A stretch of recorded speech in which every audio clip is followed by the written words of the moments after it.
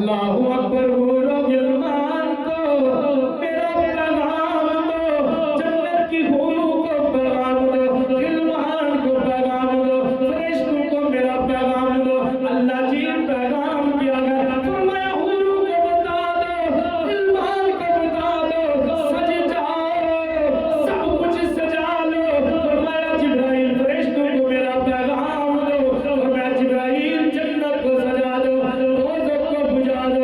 फरमाया फरिश्ते कहने लगे आज जिब्राइल अमीन आज जनाब वाला क्यों हुक्म हो रहा है, सजाने का हुक्म क्यों हो रहा है, सजने का हुक्म क्यों हो रहा है, तैयारियों का हुक्म क्यों हो रहा है, वजह क्या है।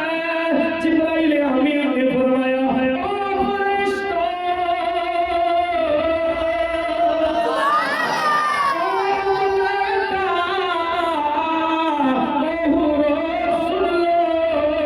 इसलिए नबियों का सरदार सरे अर्श में आने वाला है। नबियों का सरदार, नबियों के इमाम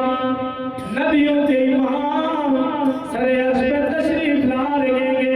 अब जिन फरिश्तों को मालूम नहीं है, जिन फरिश्तों को पता नहीं था, वो कहने लगे जिब्राइल अमीन आज ये सब कुछ क्यों किया जा रहा है,